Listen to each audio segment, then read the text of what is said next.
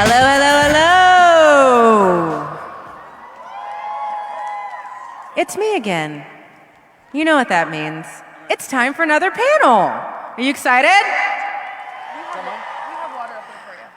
So I could draw this out and I can make this really long and say all the really cool things like Boardwalk Empire and Daredevil, like all the really cool things about the next person who's going to grace the stage, but you just want to talk to him. So I'm going to bring out, with no further ado, Charlie Cox.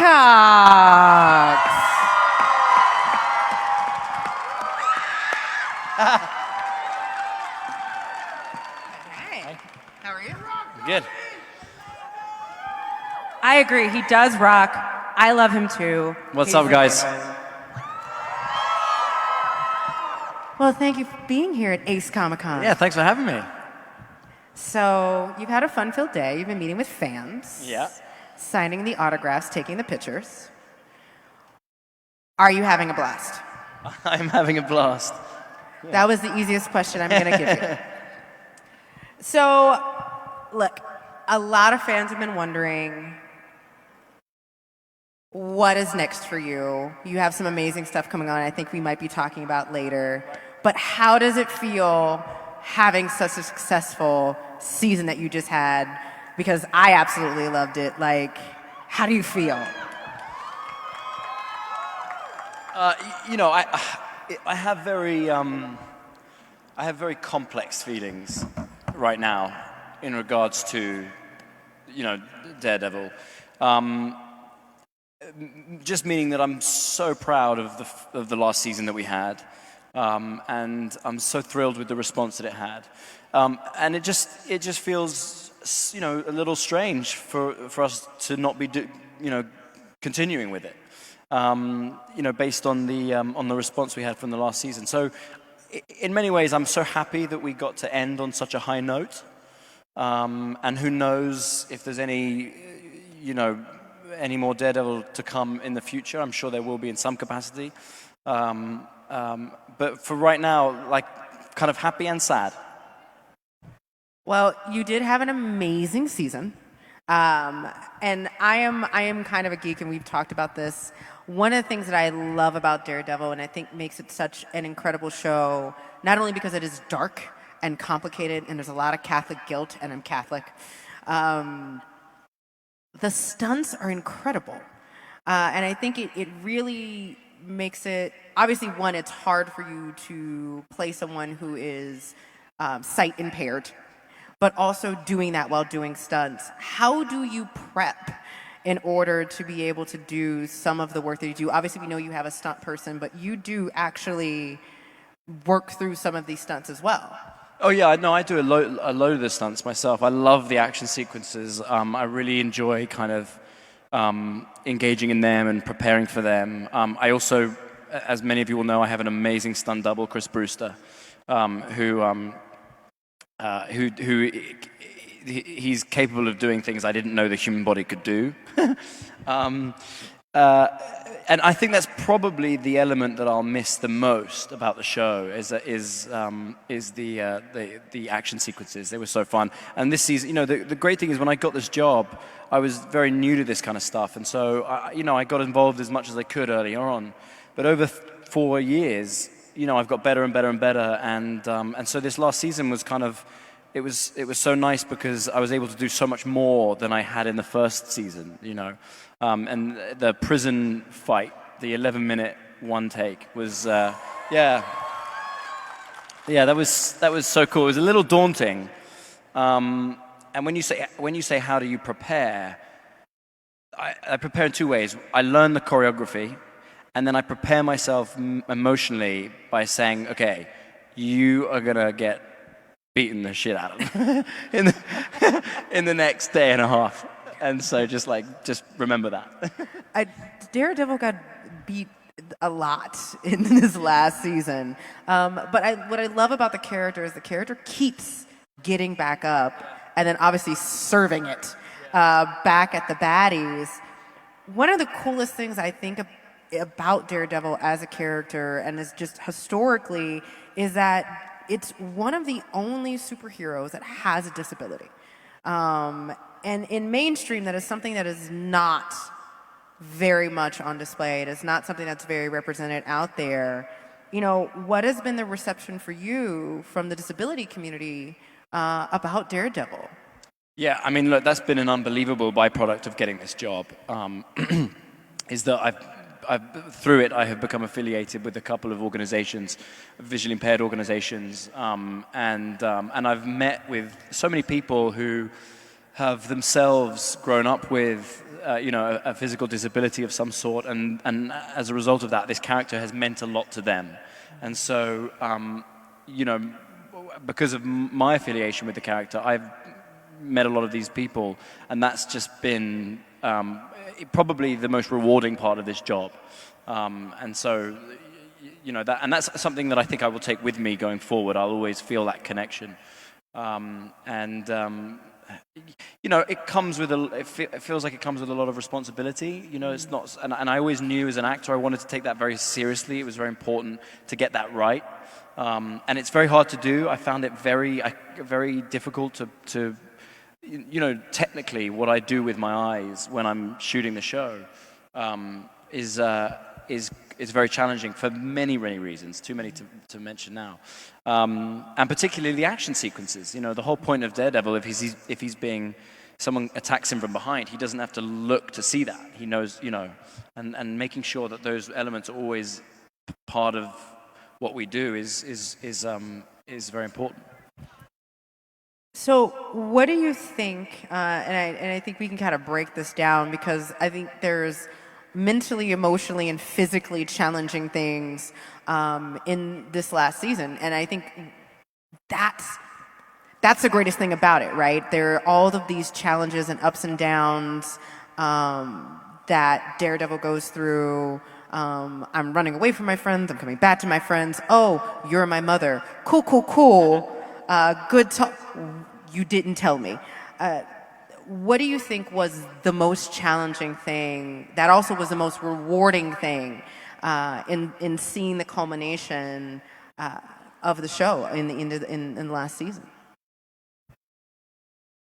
I tell you what happens, right? When it's not a secret, but when I got this job, I'd never read a Daredevil comic.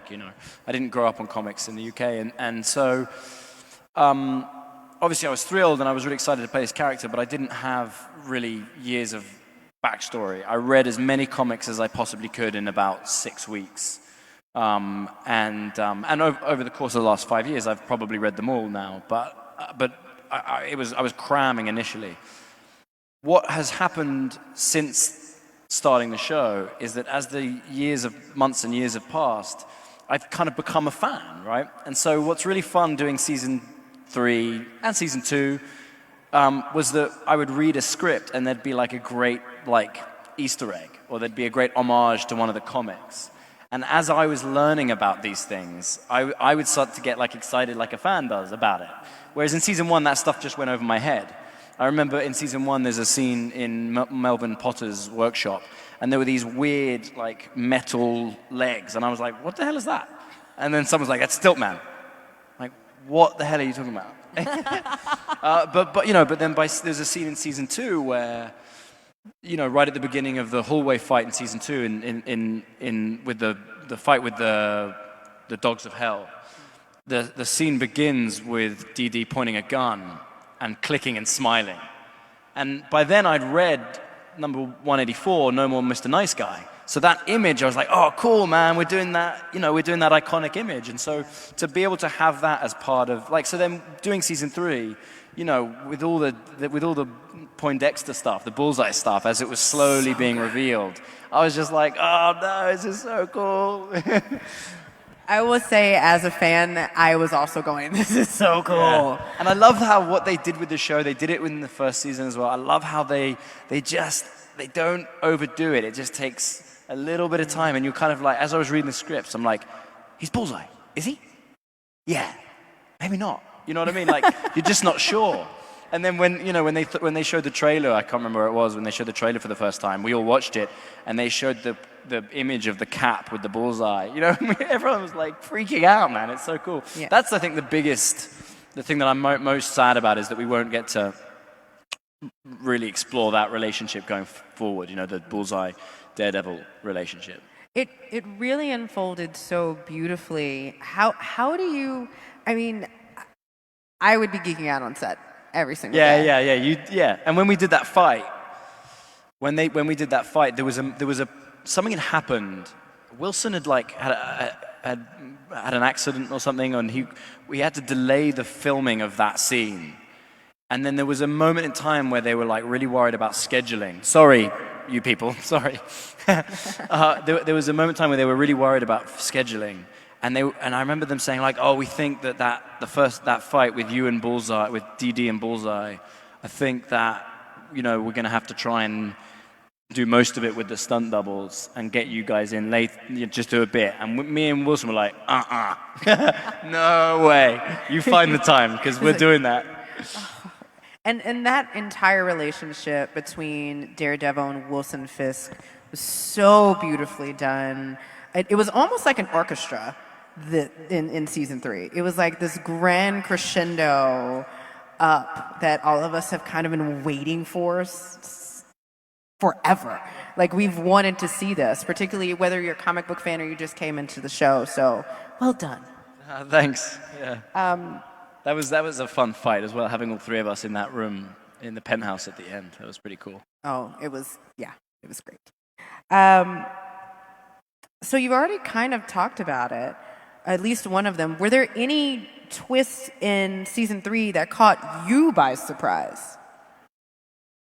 I'm trying to think. I like the not really twists. I like the. I don't like to find out what's going to happen, so I find out as I read it. And so when I read episode 9, when we have the fight in the church, and then when it's the iconic image reversed instead of Daredevil holding Karen Page underneath the crucifix, it was the other way around. I just think that stuff's awesome, man. I love that. That was exciting to me when I read that. I was like, that's so cool.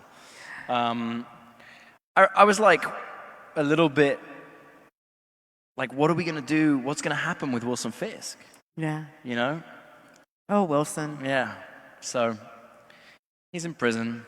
Hopeless romantic. We'll see. In prison. Lots of pictures of his now wife on the prison cell. Right. Right. That scene killed me. The scene where he was like, can I at least say goodbye to my wife? Yeah, nope. You don't deserve love, but I do. Sorry, this is how I watch my Daredevil. So I gotta know, and this is like a personal curiosity, Daredevil, Foggy, and Karen, how good of friends are you guys off screen? Because it's that last scene. Deborah calls it the Scooby Gang. The Scooby Gang. Yeah,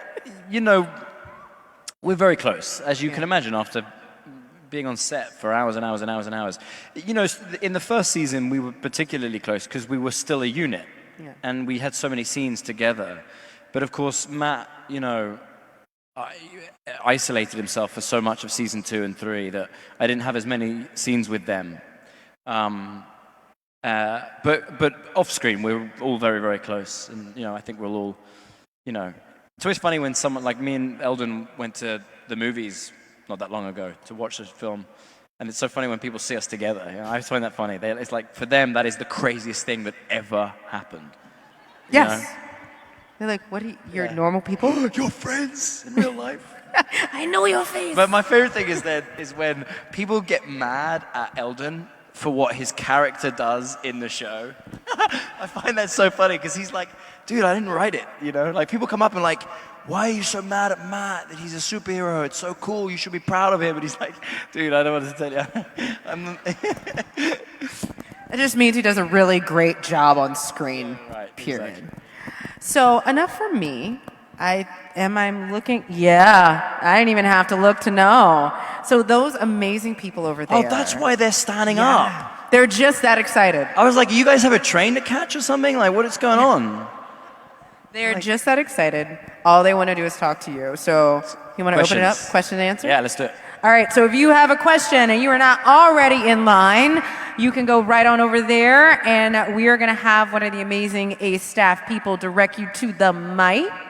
So we have rules. You guys have been sitting here. You know what the rules are, but I'm going to say it one more time. Make sure you say your name and where you're from. So hi, my name's Katie. I'm from Columbus, Ohio. We flew out here exclusively for this. So my husband and I do Matt Murdock and Karen Page, and as fellow newlyweds, I wanted to know how you leave the work stress at home, or not leave the work stress at home, leave the work stress at work and not take it home with you. You don't. That's fair. I think that's being married, isn't it? You just, you try to be good-humored, but, you if you care about your work, you can't help but take it home a little bit, My wife always, like before we'd get ready for a new season of the show, she'd always love to joke, like, great, I get to live with Matt Murdock for another 6 months. That's fun. I imagine the with Matt's a little stressful. But nice question, though. I've never had that one before. Thank you. Do we get to hear from your husband now? I think so. He's like, what do you do when your wife doesn't leave work at home? It's fine. It's fine. So I know Deborah Ann Wool's a big D&D fan, and I think she's made D&D characters for all of you. So I was curious if you could tell us anything about the character she made for you.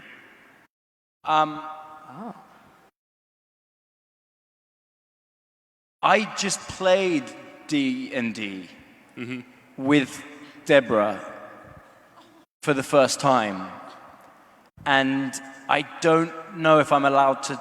I'm not sure if they've publicized it yet, so I'm not sure if I'm allowed to say who my character was or what my character was. I didn't. It's an intense game. I didn't quite get it, but I really enjoyed it. You know what I mean? So, but yeah, at some point you'll be able to watch a game that I was involved with with Deborah. It was the first time I played it. Thank you. Nice question. Hi, I'm Monica. I'm from Los Angeles, so over that way a bit. And I was wondering, before Daredevil, what was your favorite role to play? I think probably the character I played in Boardwalk Empire.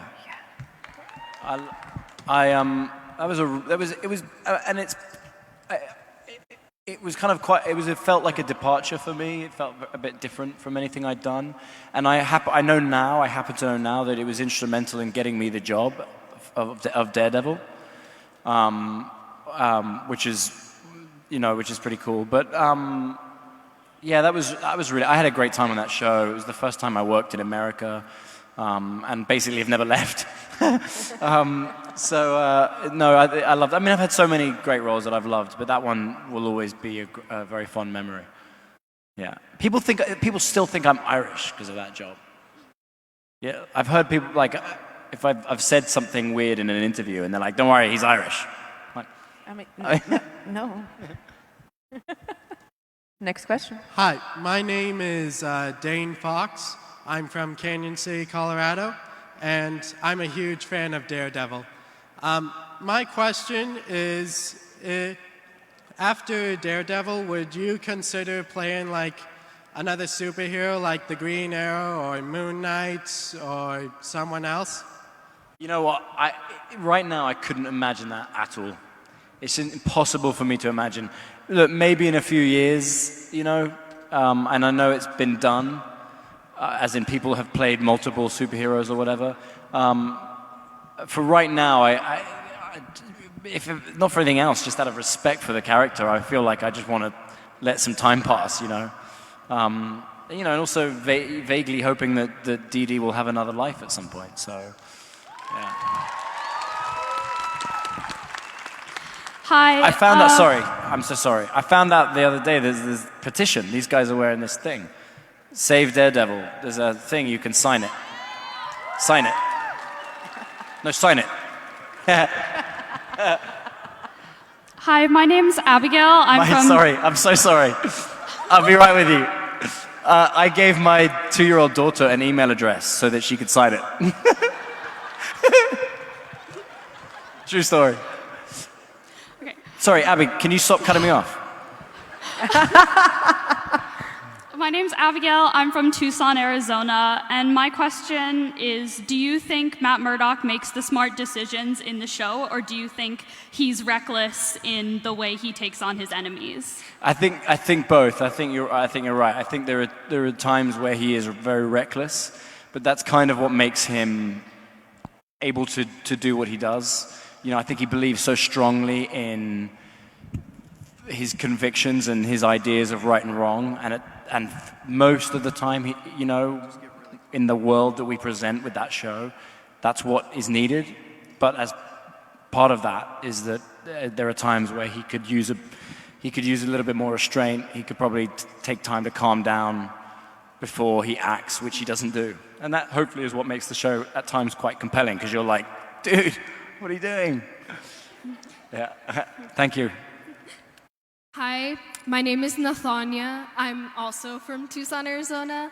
And I was just wondering, what's your favorite part about playing Daredevil / Matt Murdock?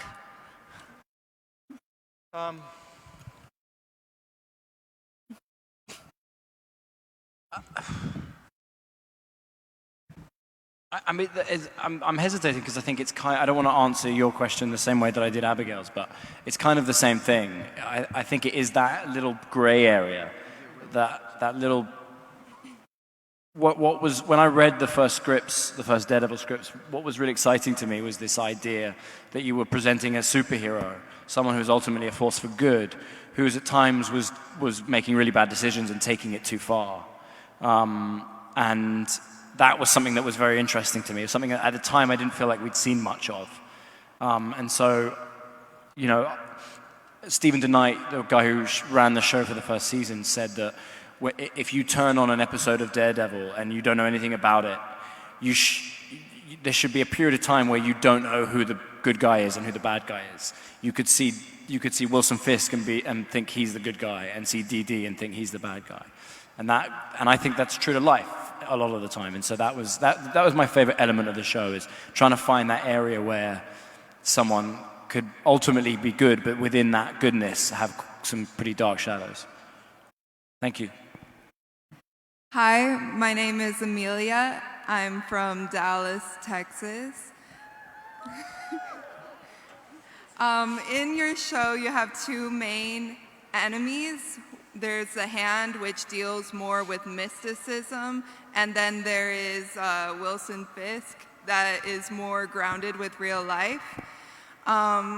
Which one would you feel is the more formidable or frightening enemy out of the two?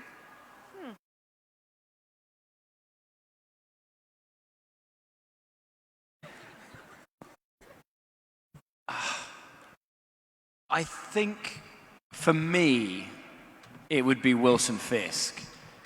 I just don't think that, and particularly with how brilliant Vincent D'Onofrio is in playing that part, there's something very, very scary and sinister about his portrayal. I'm in my heart, I love it when we keep the show as grounded as possible. So as much as I love the Hand stuff, and I really did, I thought some of that was so fun. I kind of get, as an audience member, sometimes I get anxious when I watch something and there's like ambiguity about how someone can die or whether they can die or not. You know what I mean? Like I like to know what the rules are, and once I know what the rules are, then I can kind of enjoy it. And there was with the Hand, you're always a little like, how do you end them? What does that look like, you know? And so with Wilson Fisk being like a human being, for me that's more scary, you know. Are you saying you don't want your ex-girlfriend to come back from the dead? That's a little creepy. Yeah, right. Yeah. Thank you. Hi. Hi, my name is Sarah, and I'm from Queen Creek, Arizona.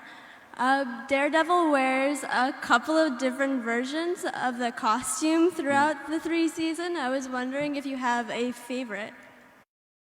I have the black costume is the most comfortable one, and is the easiest one to go to the toilet in by like a long way. Like the red one, I love obviously because it's like the iconic red Daredevil suit, and you can't replace that. But there were times where I'm like, how badly do I need to pee? Because I'm just it's too much work.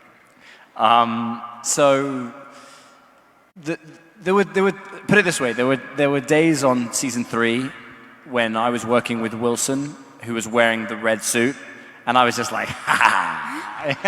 Yeah, maybe that answers your question. Hi, I'm Cameron. I'm from Anaheim, California. Vincent D'Onofrio does like a really insane job as Wilson Fisk, and he's really scary to watch from like a viewer's perspective. But what's he like to work with on set? You know, he's totally wonderful and fun and nice and intense. You know, he turns it on and it's very scary. I feel like he's a slightly different person outside of work, and he's probably because he's just focused and you know, kind of being Vincent. God, I get so confused. Being Wilson a little bit, but I mean, he's so talented. You know, he's just a big, nice, lovely man, and then he becomes a monster. Hi. Hi. Thank you. My name is Isabel. I'm from Anaheim, California, and I was wondering, what was your favorite scene to film? Like the most satisfying? I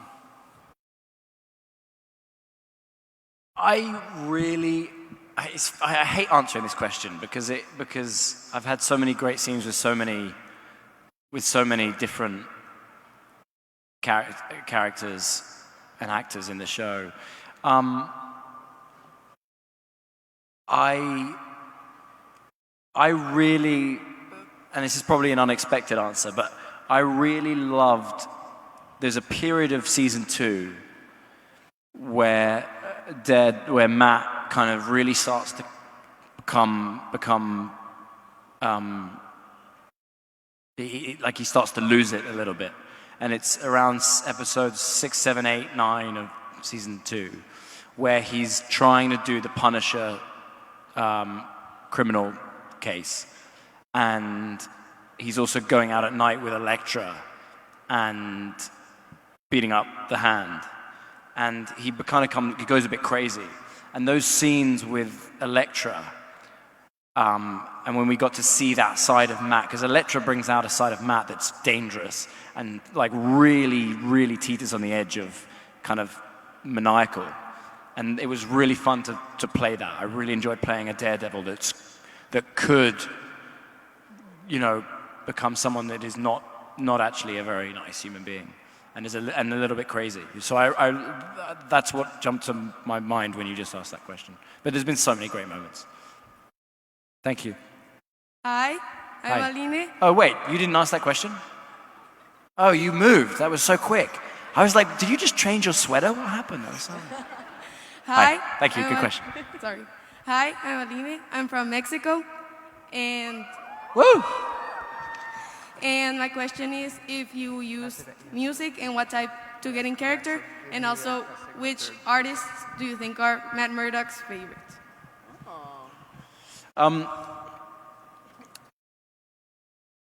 With this, I haven't tended to listen to any particular for this role. I have in the past. I never did for this. But ironically, I always felt like Matt would listen to a lot of classical music. Partly because I think I loved whenever we got to kind of make Matt Murdock and Wilson Fisk feel like very similar people outside of how different they were. I thought that made the show more interesting. And of course, classical music is so synonymous with Wilson Fisk's character, because whenever you see him, he's playing classical music. So I thought that Matt would be similar in that way, that they'd appreciate the same kind of music. Thank you. Nice question. Thank you. Next up. I was kidding. It seems that we have a guest on stage. It's Tom Hiddleston. Well, hello. Hello, everybody. I don't mean to interrupt, but I was too excited by the coincidence that some of you may already know this, but I wanted to come and sort of announce, even though it's already been announced. It's such a coincidence that Charlie and I are both in the same building, because only a couple of days ago, it was announced that Charlie is going to join Zawe Ashton in Betrayal in London in the spring. It's so cool because I've been signing autographs, and a bunch of people they found out Tom was doing Betrayal, this play. They ordered online the play. They had already had tickets to come here, and then like yesterday they found out that I was going to be in it as well. So when I've showed up to sign this thing, they've couldn't believe this has happened. It's so cool. And Tom and I haven't seen each other for about 4 years. Yeah. And then we found out we're going to do this play together in London, and knew we were coming here this weekend. So very exciting. Yeah. See some of you there, I'm sure. And here's what I'll say, which not many people won't mean much to you now, but we haven't played squash for years. That's nice. Let that hang in the atmosphere. Yeah.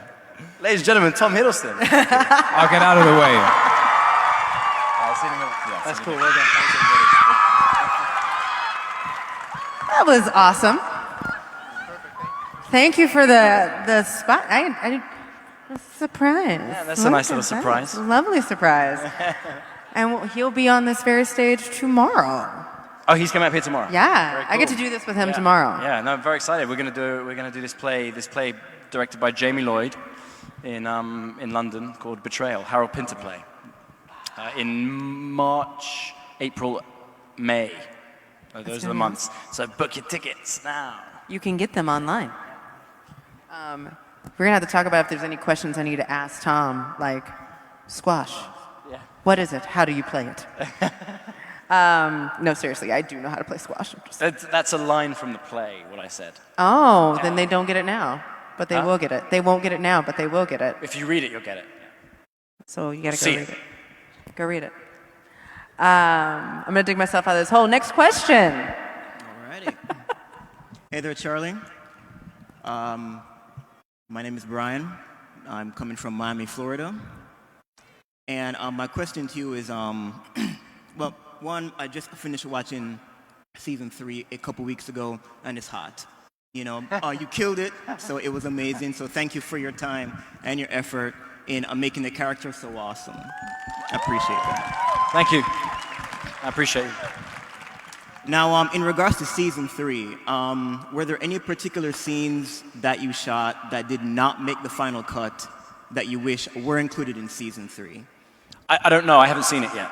Oh. I don't. Okay. I don't. I've seen bits of it, but I haven't watched the whole thing yet. I normally like to wait for a little bit of time to pass before I watch it, and so because then I can enjoy it more, you know. So I don't know. I don't know, and I'm not even sure if I would know. So many scenes in we shoot 13 hours of television. There's so many scenes. It's very rare that you lose an entire scene. It's often you lose pieces of scenes, you know. But there's none that I can think of. But good question though. Yeah. Thanks. Hi, Charlie. Hi. My name is Maricela. I'm from Los Angeles. And, well, firstly, I just wanted to say I got really close to a friend online from Mexico, and her name is Vale. And she's obviously in Mexico. So I just wanted to know if you could say hi, because we got close through you and, like, Jessica Jones. And so I just wanted to say if you could say hi to Vale. What's her name? Vale? Vale. Hi, Vale. And my question is, if you could have any Marvel character as your either villain or sidekick, who would it be? And obviously as like Daredevil, who would you want a villain or sidekick to be? I would love to do. I mean, this is so crazy. It would never, it will never happen. Probably, you know what I mean. It's almost impossible to imagine. And I always feel like I have to say that because sometimes I say things, I answer these kind of questions, and then the internet takes it as the word of God that this is going to happen. You know, Charlie confirms that. You know, but you know, like I really like the Daredevil Spider-Man stuff in the comics. It's really fun. You know.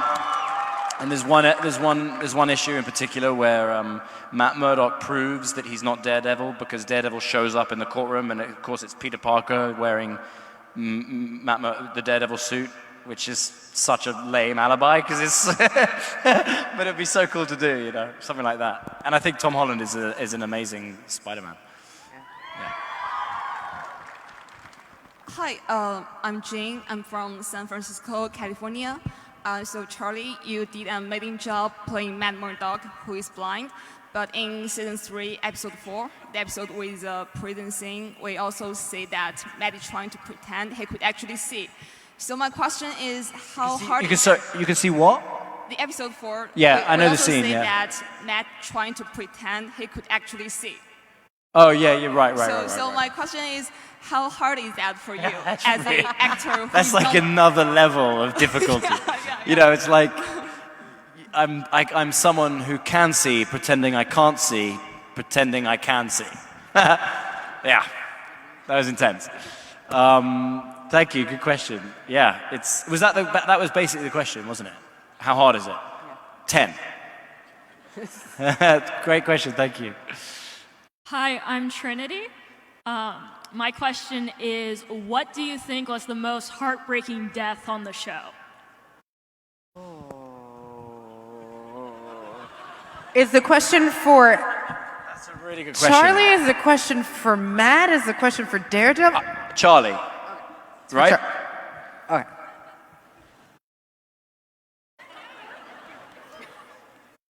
I think. Okay, I can give you two. Father Lantham was a tough one. That was a tough one to take because it had been 3 years, and you know, I love that character. I love the dynamic. But I think the biggest shock was Ben Urich. That one was like, what? And he was such a great character. Do you know what I mean? I mean, they both were, but like, it was such a shock because in the comics, that doesn't happen, you know? So there you go. Great question. I've never had that one before. Thank you. Hi, my name is Emily. I'm from Brighton, Michigan. And my question is just because you guys do such a good job making the story and the characters feel so real to the audience. I want to know if it was really hard to kind of disconnect how really depressed Matt was at the beginning of season 3. Just repeat the last bit of that question. What? Just say the last bit. What? How, if it was difficult for you to disconnect from how like depressed Matt was at the beginning of season 3. What do you mean by disconnect? Like you in real life into actual portraying how No, he was totally as a easy. character. I've definitely been that depressed. I say that kind of semi-jokingly. No, the hardest thing is,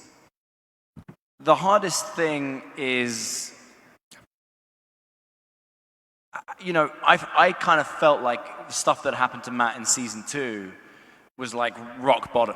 You know, like so when I was doing that, I was like, right, this is a man who's really at his lowest point, blah, blah, blah. And then I read season 3 and I was like, damn, like he's like, we got to find new levels of depressed and broken and stuff. Yeah, I guess it was kind of hard, you know, that was we were seeing, we were presenting a man who'd gotten so low. His faith had been questioned and rocked so much that there was a moment where you felt like it was reversing his belief system. And for a period of season 3, it did reverse his belief system. The hardest thing from an acting point of view is like, how do you portray that authentically, but also not come across as someone who like just is moody? Do you know what I mean? Like, you don't want to be someone who's just being really depressing all the time. So it's kind of, the way that I tried to do it was just make sure it was infused with like action and anger, so that it wasn't just, you know, it wasn't like grumpy teenager stuff. Nice question, thank you. Hello, my name is Craig. I'm from Santan Valley, Arizona. And growing up, Daredevil was one of my first comics that I totally fell in love with. I really appreciate how you've brought the character to life, and I'm kind of bummed that there's not going to be a season 4. But if there were a season 4, and seeing as how you've caught up with the comics since you started playing the role, is there an arc, a story that you'd like to see brought in as far as if there were a season 4?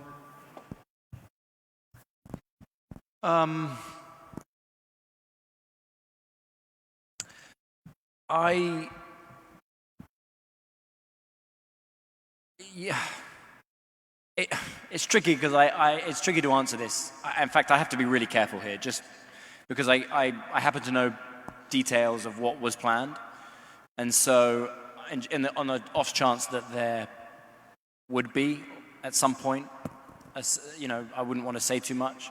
But what I can say, which I think is vague enough, is that I'd be really excited to see Benjamin Poindexter really come into his own and really kind of embody Bullseye, and for that, to see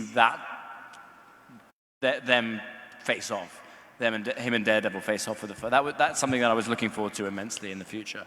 But there's so many great storylines, man. So, all right. Thank you, Craig. All right, this is our last question. Can we do double time? Can we do double time? Like you've got yes and no. The rest of you guys have yes and no questions, if you want them.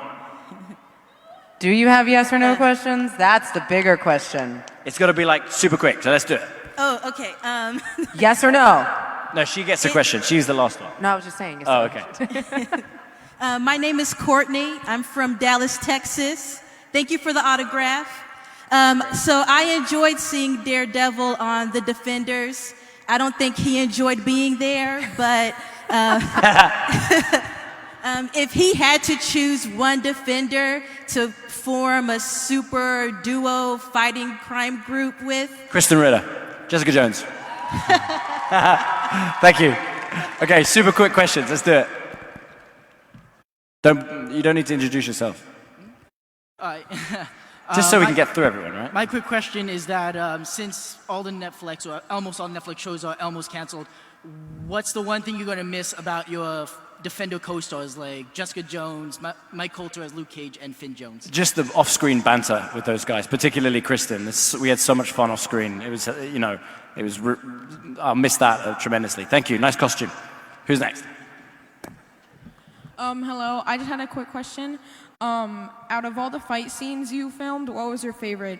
Prison fight, season 3. Yeah. She was like angry about it. Yeah. Hey man, nice costume. Thank you. Which one do you think is the real Matt, the lawyer or the vigilante? I think the vigilante. See, we're doing it. Let's go. You had a plan. You're executing. Yeah, what's happening? I'm supporting you. Wait. No, they took the mic. Oh, they from took the us. mic. That just means you're going to have to come back to another ace, and you're going to have to answer more questions. Guys, thank you so much. Thank you. It's so nice to be here. Thank you for having me. So you know how this goes. We have one more thing we have to do. Everyone, please stand up for me. And we're going to take an audience picture. You going to put your mic down? Oh, cool. Since we can't go down there and take a picture with everyone, we're going to turn around and take a group picture. Right. There you go. And then you're going to take one by yourself. Wait, oh, I like this.